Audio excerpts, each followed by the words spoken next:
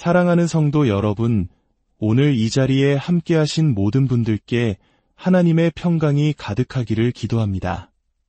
본격적인 말씀을 나누기 앞서 오늘 이 시간이 여러분의 영혼에 깊은 울림을 주는 시간이 되기를 소망합니다. 만약 이 말씀이 여러분에게 은혜가 된다면 이 귀한 생명의 말씀을 사랑하는 이웃과 나누어 주십시오. 하나님의 은혜는 나눌수록 더욱 커지는 신비로운 샘물과 같습니다. 또한 구독을 통해 저희와 계속해서 영적인 여정을 함께하며 말씀으로 새로워지는 기쁨을 놓치지 않으시길 바랍니다. 여러분의 삶에 주님의 축복이 항상 함께하기를 기도하며 이제 하나님의 말씀 속으로 깊이 들어가 보겠습니다. 우리의 신앙 여정 속에서 때로는 하나님과 나 사이에 보이지 않는 견고한 벽이 느껴질 때가 있습니다. 열심히 기도하려 해도 마음이 공허하고 말씀을 읽어도 그 의미가 가슴에 와닿지 않는 순간들 말입니다. 왜 우리의 마음은 이따금씩 굳어지고 은혜의 통로는 막혀버리는 것일까요?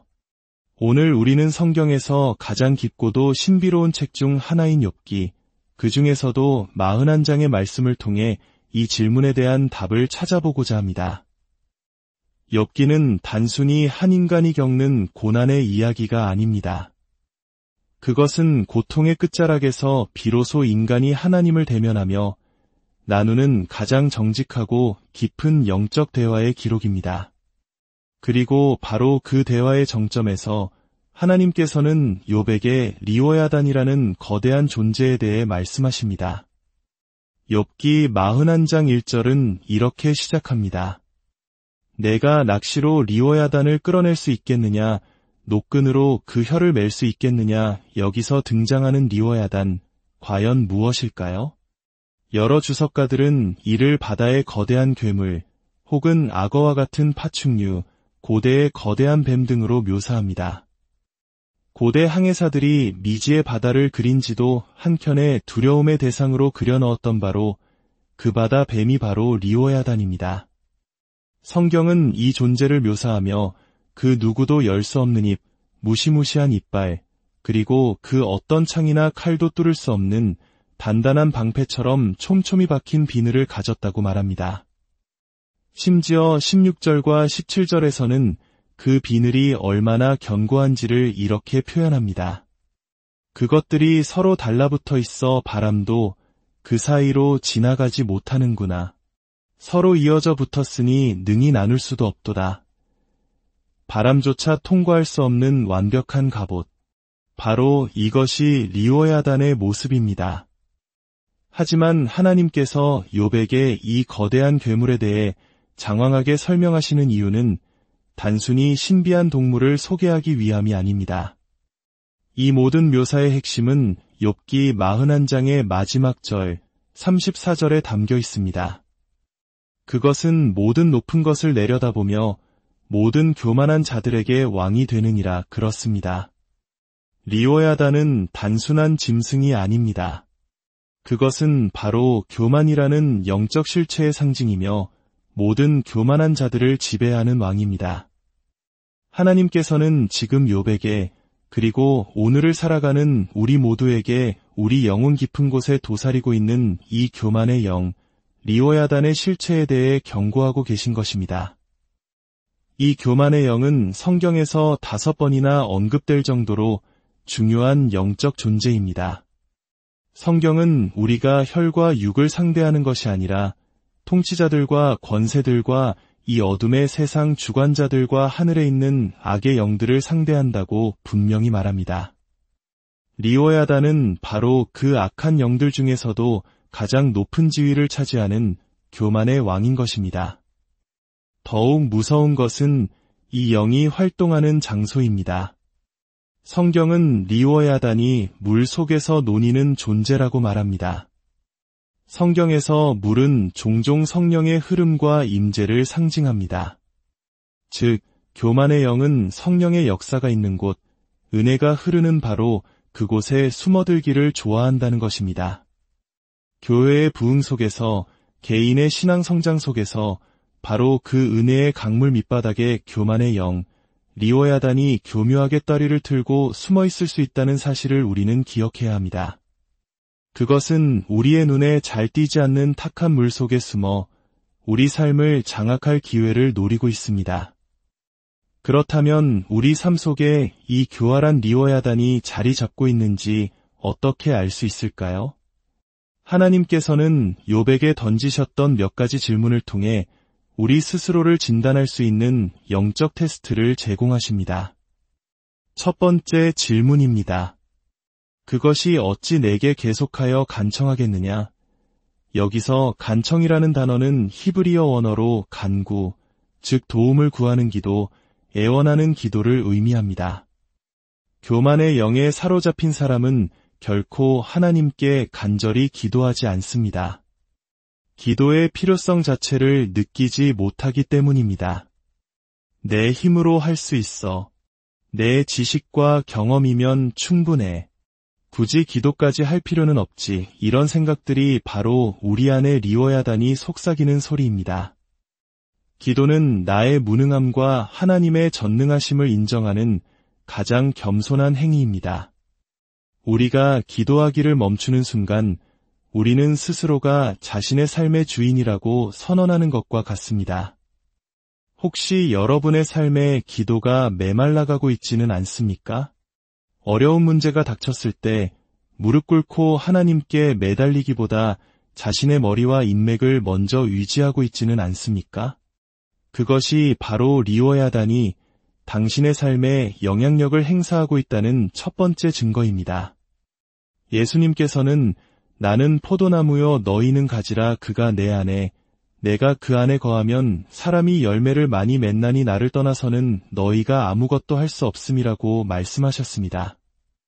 이 진리를 잊고 기도의 끈을 놓아버린 삶은 교만이라는 영이 파놓은 깊은 함정으로 빠져들고 있다는 위험 신호입니다. 두 번째 질문입니다. 내게 부드러운 말을 하겠느냐? 교만의 두 번째 특징은 바로 우리의 말을 통해 드러납니다. 교만한 사람은 결코 부드러운 말, 온유한 말, 친절한 말을 하지 못합니다. 그들의 말은 날카롭고 거칠고 다른 사람을 깎아내리고 상처를 줍니다. 마치 욥기의 묘사처럼 그 입에서는 불꽃이 튀고 화염이 뿜어져 나오는 것 같습니다. 자신이 옳다는 생각에 사로잡혀 다른 사람의 의견을 무시하고 자신의 성공과 지위를 내세워 다른 이들을 함부로 대하는 태도. 이것이 바로 교만의 영이 불을 뿜는 모습입니다. 잠언서는 부자는 거만하게 대답한다고 경고합니다. 우리가 가진 것이 조금 많아지고 아는 것이 조금 늘어났다고 해서 다른 사람을 향해 함부로 말할 권리는 그 누구에게도 없습니다. 우리의 혀는 하나님을 찬양하고 이웃을 세워주기 위해 창조되었습니다. 하지만 교만은 이 혀를 사람을 죽이는 칼로 관계를 불태우는 화염으로 바꾸어 버립니다. 오늘 나의 말을 한번 돌아보십시오.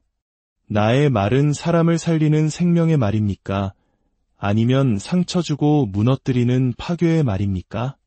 나의 말투 속에, 단어 선택 속에 혹시 리워야단의 불길이 숨어 있지는 않습니까? 세 번째 질문입니다. 그것이 어찌 너와 언약을 맺겠느냐? 교만의 영, 리워야단의 세 번째 특징은 언약 파괴자라는 것입니다. 교만은 하나님과 그리고 사람과의 약속을 가볍게 여깁니다. 그 대표적인 예가 바로 결혼이라는 신성한 언약입니다. 결혼 생활에 교만이 스며들기 시작하면 내가 왜 이런 대접을 받아야 하지? 나는 더 이상 참을 수 없어라는 생각이 고개를 듭니다. 섬김과 희생의 자리에 자기 주장과 권리만 내세우게 되면서 거룩한 언약은 서서히 깨어져 갑니다. 욥기에서 묘사된 리워야단의 비늘은 교만이라는 왕 주위에 몰려드는 다른 죄악들을 상징합니다. 용서하지 못하는 마음, 쓴뿌리, 원망, 미움, 거짓말과 같은 죄악들이 비늘처럼 겹겹이 쌓여 우리의 마음을 단단한 돌처럼 굳게 만듭니다. 결국 그 마음에는 성령의 바람이 들어갈 한 줌의 틈도 남지 않게 되는 것입니다. 예수님께서 바리새인들의 이혼 질문에 너희 마음의 완악함 때문에 허락한 것이라 답하신 것을 기억하십시오. 언약의 파괴는 결국 교만으로 인해 딱딱하게 굳어버린 마음에서 비롯됩니다. 사랑하는 성도 여러분, 이 세 가지 질문 앞에 우리의 모습은 어떻습니까? 기도의 침묵, 가시돋친 말, 깨어진 언약. 이것이 바로 우리 영혼 깊은 곳에 숨어있는 교만의 왕, 리워야단의 흔적입니다. 그렇다면 이 강력한 영을 우리는 어떻게 이겨낼 수 있을까요? 하나님께서는 말씀하십니다. 내가 낚시로 리워야단을 끌어낼 수 있겠느냐? 정답은 아니오입니다. 우리의 힘으로는 절대 불가능합니다. 우리 스스로의 노력과 의지로는 이 깊이 뿌리박힌 교만의 영을 뽑아낼 수 없습니다. 하지만 소망이 있습니다. 내가 할 수 없지만 하나님께서는 하실 수 있습니다. 하나님께서는 그 어떤 견고한 비늘도 꿰뚫고 그 완악한 턱을 제압할 수 있는 강력한 갈고리를 가지고 계십니다. 그 갈고리는 바로 예수 그리스도의 십자가 능력이며 성령의 권능입니다. 우리가 할 일은 오직 하나, 우리의 교만을 인정하고 하나님 앞에 겸손히 엎드리는 것입니다. 하나님, 저는 할 수 없습니다. 제 안에 있는 이 교만의 영을 주님의 능력으로 꺾어 주시옵소서. 제 굳은 마음을 깨뜨리시고 성령의 바람이 다시 한번 제 영혼에 불어오게 하옵소서. 라고 부르짖을 때 하나님께서는 그분의 강력한 손으로 우리를 붙드시고 리워야단의 속박에서 우리를 건져내실 것입니다. 오늘 하나님의 성령께서 강력한 바람처럼 우리 가운데 임하시기를 기도합니다. 우리의 마음을 덮고 있는 교만의 비늘들을 모두 깨뜨리시고 메마른 우리의 심령의 기도의 샘이 다시 터져나오게 하시기를 원합니다. 우리의 입술에서 불평과 비난 대신 감사와 찬양이 흐르게 하시고 깨어졌던 모든 관계들이 주님의 사랑 안에서 다시 회복되는 놀라운 역사가 일어나기를 간절히 소망합니다. 함께 기도하겠습니다. 사랑과 은혜가 풍성하신 하나님 아버지, 오늘 말씀을 통해 우리 안에 숨겨진 교만의 실체를 보게 하시니 감사합니다. 우리는 연약하여 스스로의 힘으로는 이 교만의 왕, 리워야단을 이길 수 없음을 고백합니다. 주님, 십자가의 보혈로 저희를 정결하게 하시고 교만의 견고한 진을 파하여 주시옵소서. 기도의 영을 부어주시사 늘 주님과 동행하게 하시고 우리의 입술에 파수꾼을 세우사 온유하고 부드러운 말로 서로를 세워주게 하옵소서. 주님과의 첫사랑의 언약을 다시 기억하게 하시고 우리의 모든 관계가 주님의 사랑 안에서 굳건히 서게 하옵소서. 이 시간 겸손히 주님 앞에 엎드리는 모든 심령 위에 하늘의 신령한 복으로 채워주시기를 우리를 구원하신 예수 그리스도의 이름으로 간절히 기도드립니다.